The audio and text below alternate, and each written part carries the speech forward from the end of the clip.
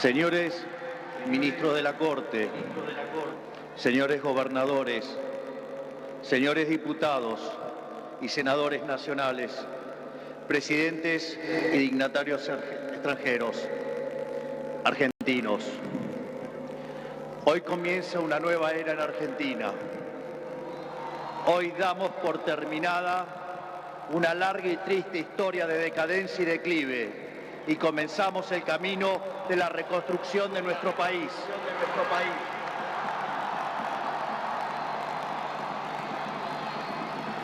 Los argentinos, de manera contundente, han expresado una voluntad de cambio que ya no tiene retorno. No hay vuelta atrás. Hoy enterramos décadas de fracaso, peleas intestinas y disputas sin sentido. Peleas que lo único que han logrado es destruir nuestro querido país y dejarnos en la ruina. Hoy comienza una nueva era en Argentina, una era de crecimiento y desarrollo, una era de libertad y progreso. Hace 200 años, un grupo de ciudadanos argentinos reunidos en San Miguel de Tucumán le dijeron al mundo que las Provincias Unidas del Río de la Plata no eran más una colonia española y que a partir de ese histórico momento seríamos una nación libre y soberana. Durante décadas nos enfrentamos en disputas internas acerca de cuál debía ser la forma institucional que nuestro país necesitaba. En 1853, luego de 40 años de haber declarado la independencia, bajo el auspicio de un pequeño grupo de jóvenes idealistas que hoy conocemos como la generación del 37, decidimos como pueblo abrazar las ideas de la libertad.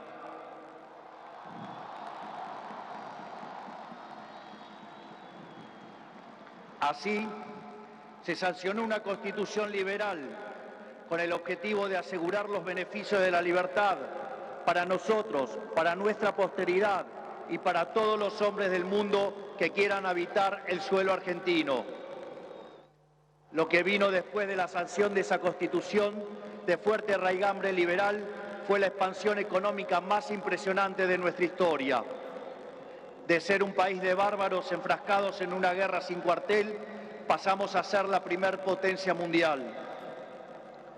Para principios del siglo XX éramos el faro de luz de Occidente. Nuestras costas recibían con brazos abiertos a millones de inmigrantes que se escapaban de una Europa devastada en búsqueda de un horizonte de progreso. Lamentablemente, nuestra dirigencia decidió abandonar el modelo que nos había hecho rico y abrazaron las ideas empobrecedoras del colectivismo.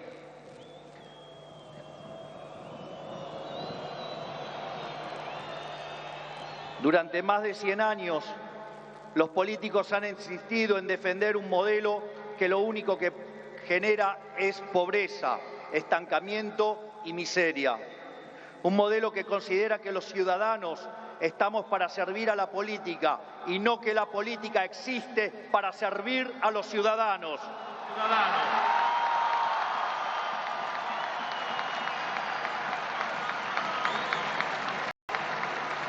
Un modelo que considera que la tarea de un político es dirigir la vida de los individuos en todos los ámbitos y esferas posibles.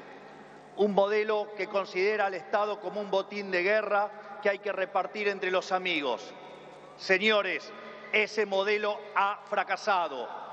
Ha fracasado en todo el mundo, pero en especial ha fracasado en nuestro país. Así como la caída del muro de Berlín marcó el final de una época trágica para el mundo, estas elecciones han marcado el punto de quiebre de nuestra historia.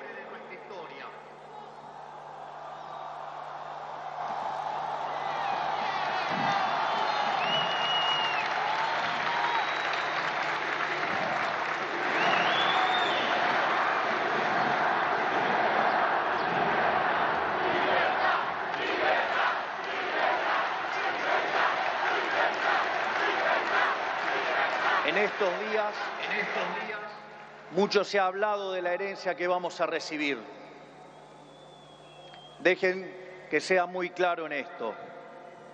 Ningún gobierno ha recibido una herencia peor que la que estamos recibiendo nosotros.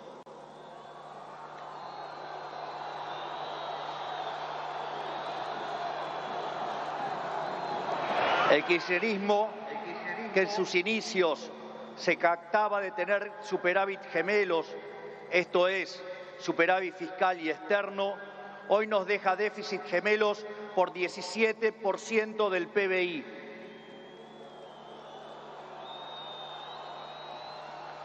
A su vez, de esos 17 puntos del PBI, 15 corresponden al déficit consolidado entre el Tesoro y el Banco Central.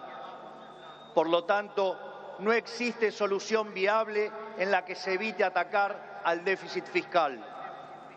Al mismo tiempo, de esos 15 puntos de déficit fiscal, 5 corresponden al Tesoro Nacional y 10 al Banco Central, por lo que la solución implica, por un lado, un ajuste fiscal en el sector público nacional de 5 puntos del PBI, que a diferencia del pasado, caerá casi totalmente sobre el Estado y no sobre el sector privado.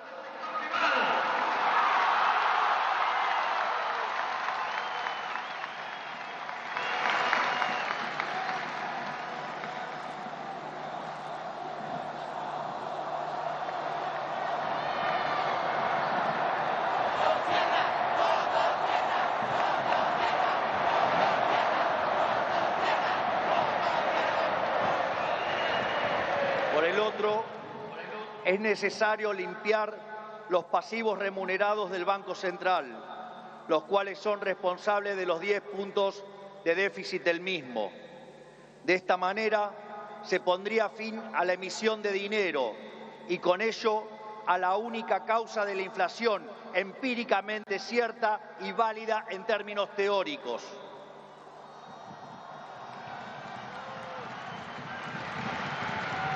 Sin embargo, dado que la política monetaria actúa con un rezago que oscila entre 18 a 24 meses, aun cuando hoy dejemos de emitir dinero, seguiremos pagando los costos del desmadre monetario del gobierno saliente.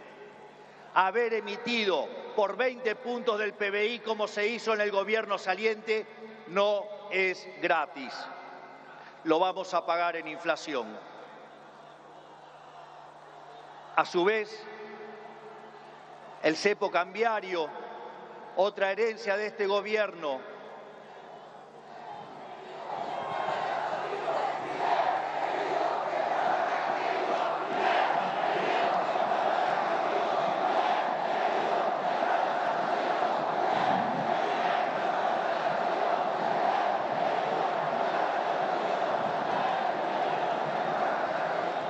a su vez, el cepo cambiario, otra herencia de este gobierno, no solo constituye una pesadilla social y productiva, porque implica altas tasas de interés, bajo nivel de actividad, escaso nivel de empleo formal y salarios reales miserables que impulsan el aumento de pobres e indigentes, sino que además el sobrante de dinero en la economía hoy es el doble que había en la previa del Rodrigazo.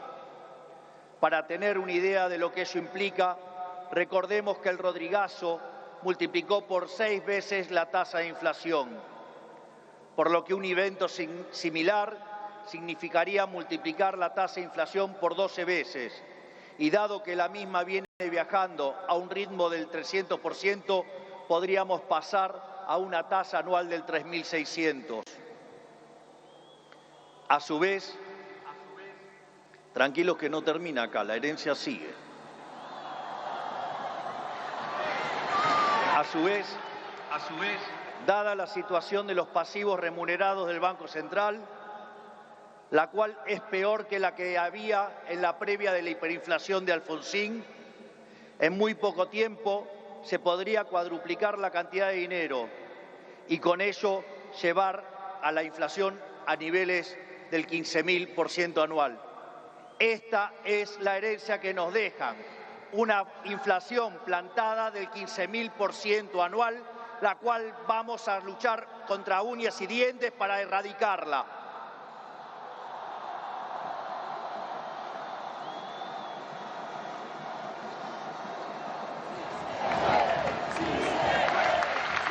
Es más, este número, que parece un disparate, quiero que sepan que implica una inflación del 52% mensual, mientras que hoy mismo ya viaja a un ritmo, de acuerdo a estimaciones privadas, que oscilan entre el 20 y el 40% mensual para los meses entre diciembre y febrero. Esto es, el gobierno saliente nos ha dejado plantada una hiperinflación y es nuestra máxima prioridad hacer todos los esfuerzos posibles para evitar semejante catástrofe que llevaría a la pobreza por encima del 90% y la indigencia por encima del 50%. En consecuencia, no hay solución alternativa al ajuste. Por otra parte, la herencia no termina ahí, ya que los desequilibrios en tarifas son soles equiparables al desastre que dejó el kirchnerismo en el año 2015. En el plano cambiario, la brecha oscila entre el 150 y 200%, niveles también similares a los que teníamos en el Rodrigazo. A su vez, la deuda con importadores supera los 30.000 millones de dólares y las utilidades retenidas a las empresas extranjeras alcanzan los 10.000 millones de dólares. La deuda del Banco Central e YPF suman 25.000 millones de dólares y la deuda del Tesoro pendiente suma unos 35.000 millones de dólares adicionales. Esto es, la bomba en términos de deuda asciende a 100.000 millones de dólares que habrá que sumar a los cerca de 420.000 millones de dólares de deuda ya existente.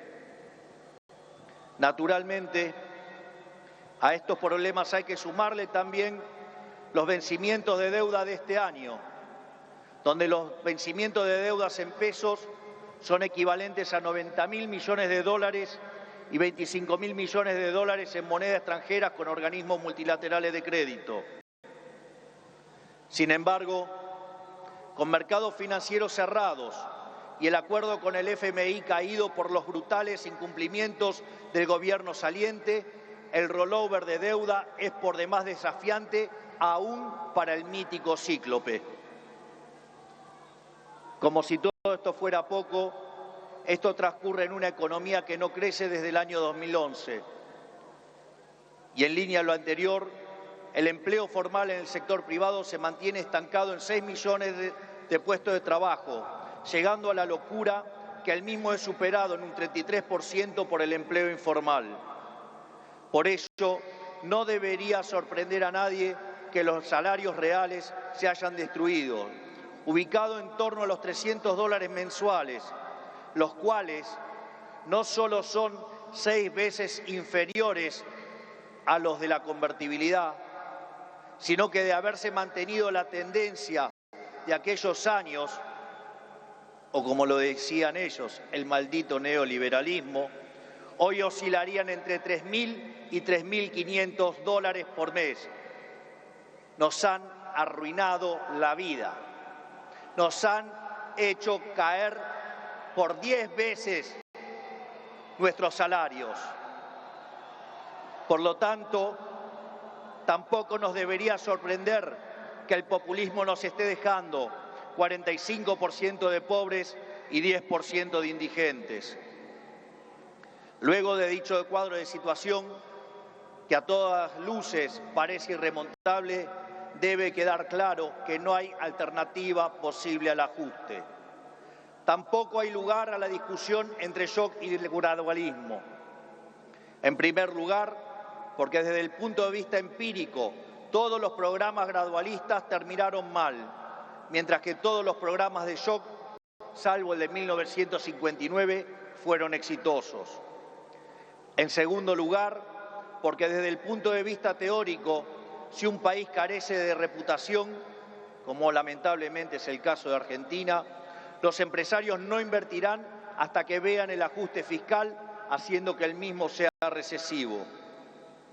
En tercer lugar, y no por ello menos importante, para hacer gradualismo es necesario que haya financiamiento. Y lamentablemente, tengo que decírselos de nuevo, no hay plata.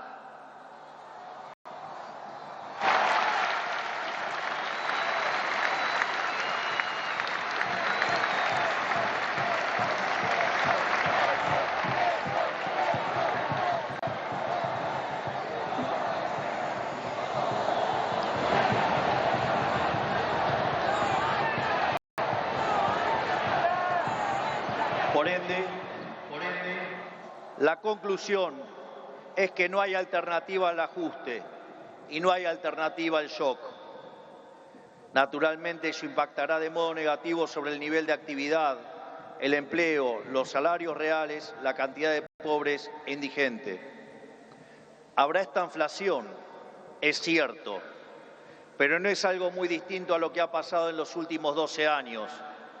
Recordemos que en los últimos 12 años el PBI per cápita ha caído 15% en un contexto donde acumulamos 5.000% de inflación.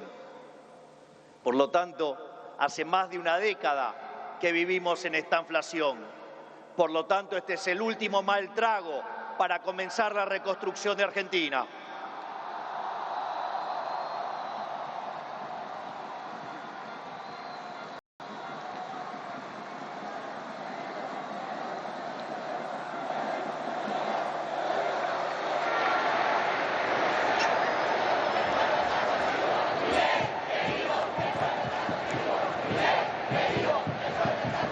A su vez, luego del reacomodamiento macro que vamos a impulsar, el cual será menos doloroso cuanto mayor sea la caída del riesgo país y cuanto mejor sea nuestra contención desde el Ministerio de Capital Humano, la situación comenzará a mejorar.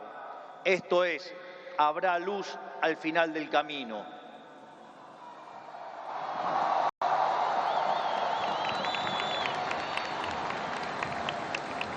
En el caso alternativo, la propuesta sensiblera progresista, cuya única fuente de financiamiento es la emisión de dinero, derivará en una hiperinflación que llevará al país a la peor crisis de su historia, sumado a que nos meterá en una espiral decadente que nos equiparará con la oscuridad de la Venezuela de Chávez y Maduro.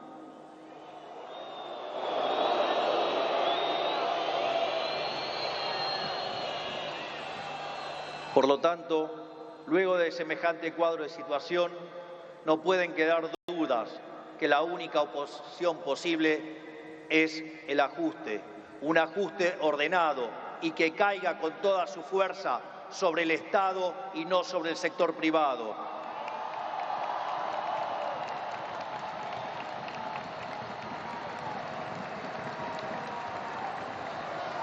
Sabemos que será duro. Por eso quiero también traerles una frase sobresaliente de uno de los mejores presidentes de la historia argentina, que fue Julio Argentino Roca. Nada grande, nada estable y duradero se conquista en el mundo cuando se trata de la libertad de los hombres y del engrandecimiento de los pueblos, si no es a costa de supremos esfuerzos y dolorosos sacrificios. Pero nuestros desafíos no terminan solamente en el plano económico. El nivel de deterioro de nuestro país es tal que abarca todas las esferas de la vida en comunidad. En materia de seguridad, Argentina se ha convertido en un baño de sangre.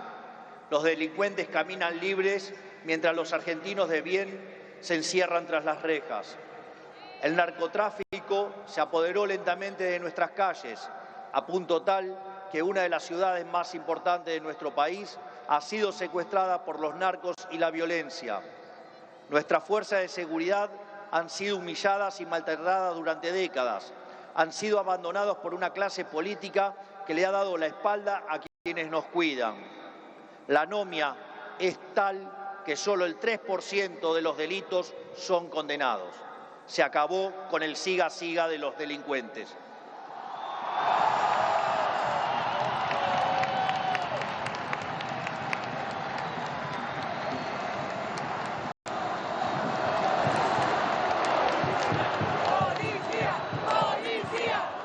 En materia social, estamos recibiendo un país donde la mitad de la población es pobre, con el tejido social completamente roto. Más de 20 millones de argentinos no pueden vivir una vida digna porque son presos de un sistema que lo único que genera es más pobreza. Como dice el gran Jesús Huerta de Soto, los planes contra la pobreza generan más pobreza. La única forma de salir de la pobreza es con más libertad.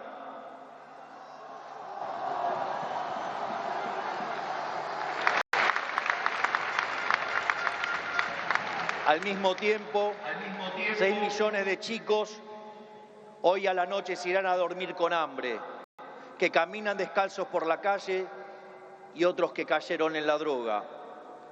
Lo mismo ocurre en materia educativa. Para que tengan idea del deterioro que vivimos, solo el 16% de nuestros chicos se reciben en tiempo y forma en la escuela. Solo el 16%. Solo 16 de cada 100. Es decir, que el 84% de nuestros chicos no termina la escuela en tiempo y forma. A su vez, el 70% de los chicos que sí terminan la escuela no pueden resolver un problema de matemática básica o comprender un texto. De hecho, en las últimas evaluaciones PISA, la Argentina se encuentra en el puesto 66 de 81 y séptima en América Latina, siendo que Argentina fue el primer país en terminar con el alfabetismo en el mundo. Si se levantara Sarmiento y viera qué hicieron de la educación.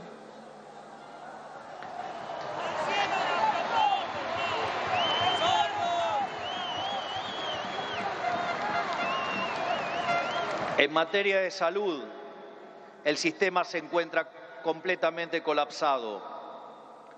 Los hospitales están destruidos, los médicos cobran miseria y los argentinos no tienen acceso a salud básica. Tan es así que durante la pandemia, si los argentinos hubiéramos hecho las cosas como la media de los países del mundo, hubiéramos tenido 30.000 muertos. Pero gracias al Estado Te Cuida y su ineficiencia, 130.000 argentinos perdieron la vida.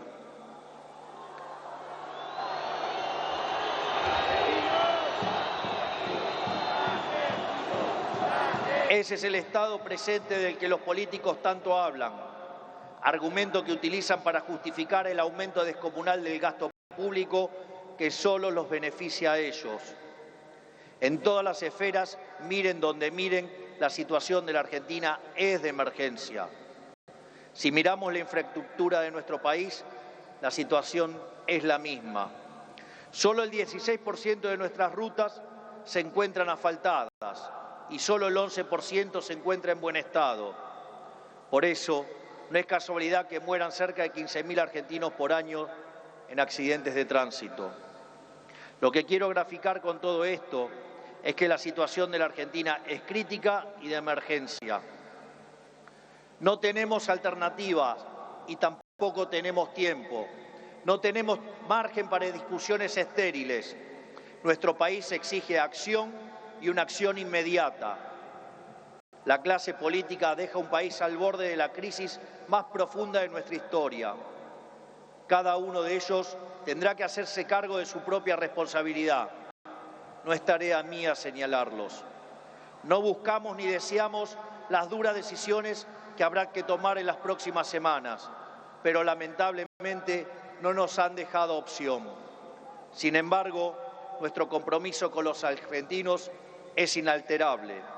Vamos a tomar todas las decisiones necesarias para arreglar el problema que causaron 100 años de despilfarro de la clase política, aun cuando al principio sea duro.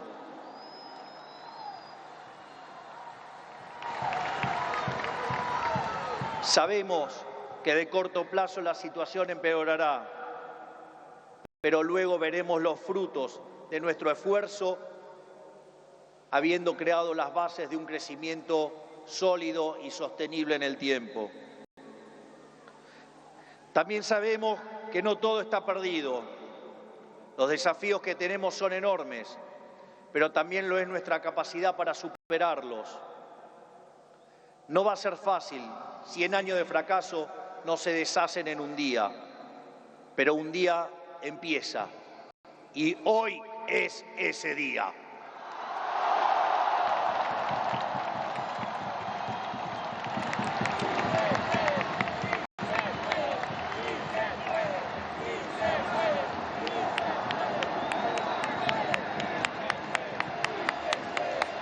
Hoy empezamos a desandar el camino de la decadencia y comenzamos a transitar el camino de la prosperidad. Tenemos todos para ser el país que siempre soñamos. Tenemos los recursos, tenemos la gente, tenemos la creatividad y, mucho más importante, tenemos la resiliencia para salir adelante.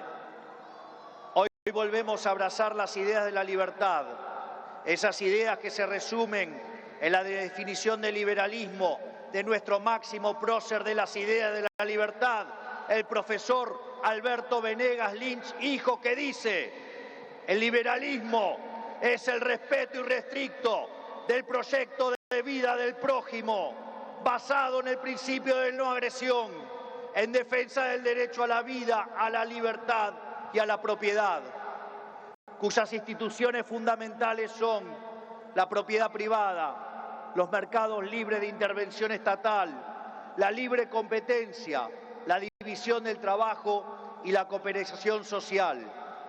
En esa frase de 57 palabras está resumida la esencia del nuevo contrato social que eligieron los argentinos.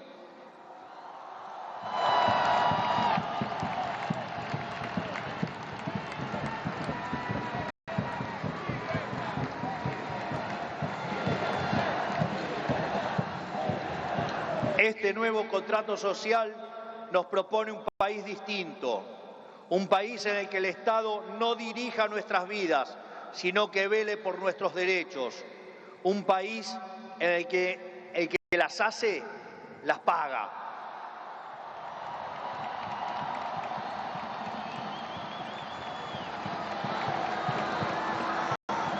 Un país en el que quien corta la calle violando los derechos de sus conciudadanos no recibe la asistencia de la sociedad. Puesto en nuestros términos, el que corta no cobra.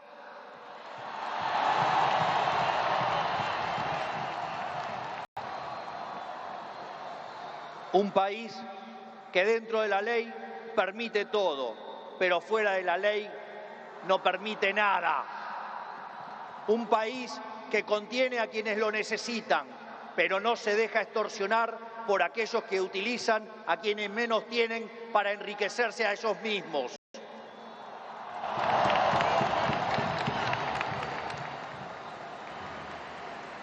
En cuanto a la clase política argentina, quiero decirles que no venimos a perseguir a nadie, no venimos a saldar viejas vendetas, ni a discutir espacio de poder. Nuestro proyecto no es un proyecto de poder, nuestro proyecto es un proyecto de país. No pedimos acompañamiento ciego, pero no vamos a tolerar que la hipocresía, la deshonestidad o la ambición de poder interfieran con el cambio que los argentinos elegimos. A todos aquellos dirigentes políticos, sindicales y empresariales que quieran sumarse a la nueva Argentina, los recibimos con los brazos abiertos.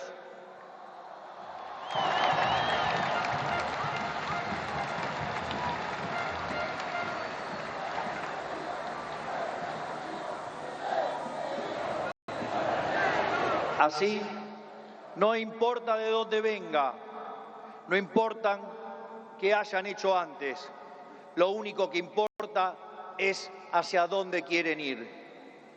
Aquellos que quieren utilizar la violencia o la extorsión para obstaculizar el cambio, les decimos que se van a encontrar con un presidente de convicciones inamovibles que utilizará todos los resortes del Estado para avanzar en los cambios que nuestro país necesita. No vamos a claudicar, no vamos a retroceder, no nos vamos a rendir. Vamos a avanzar con los cambios que el país necesita, porque estamos seguros que abrazar las ideas de la libertad es la única manera en la que podremos salir del pozo en el que nos han metido.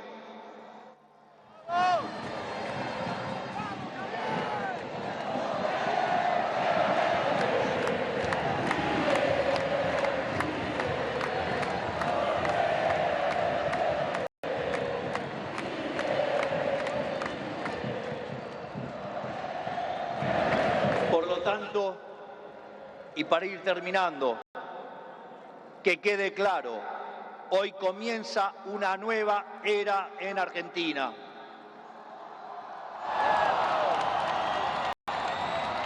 El desafío que tenemos por delante es titánico, pero la verdadera fortaleza de un pueblo se mide en cómo enfrenta los desafíos cuando se presentan.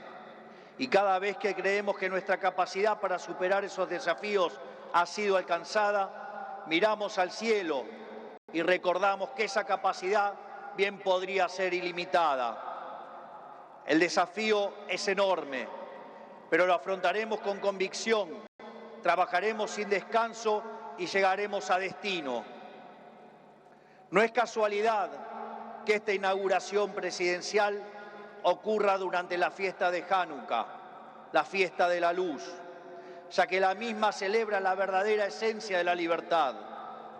La guerra de los macabeos es el símbolo del triunfo de los débiles por sobre los poderosos, de los pocos por sobre los muchos, de la luz por sobre la oscuridad y sobre todas las cosas, de la verdad por sobre la mentira. Porque ustedes saben que prefiero decirles una verdad incómoda antes que una mentira confortable.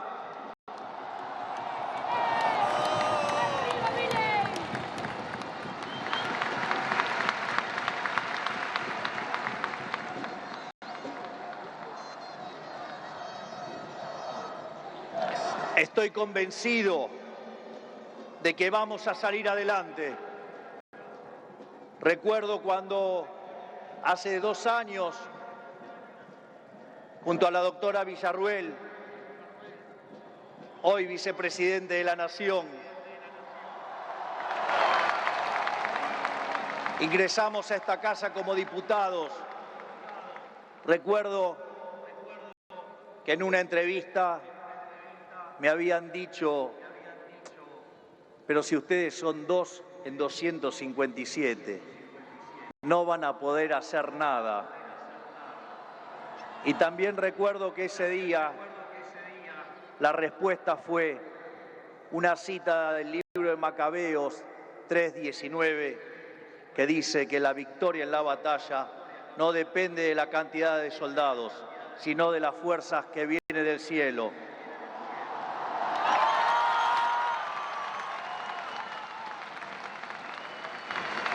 Por lo tanto, Dios bendiga a los argentinos y que las fuerzas del cielo nos acompañen en este desafío. Muchas gracias. Será difícil, pero lo vamos a lograr. ¡Viva la libertad, carajo! ¡Viva la libertad, carajo! ¡Viva la libertad, carajo! Conforme a ponerse de pie que vamos a salir. Por el artículo 75 de la ley 26.522, hasta aquí han transmitido LRA1, Radio Nacional Buenos Aires, República Argentina, y LS82 TV Canal 7, la televisión pública, junto a todas las emisoras que integran la cadena nacional de radio y televisión de todo el país y el servicio internacional RAE, Radiodifusión Argentina al exterior, con motivo de haberse celebrado el acto de asunción presidencial, ceremonia de juramento constitucional para el cargo de presidente de la Nación Argentina.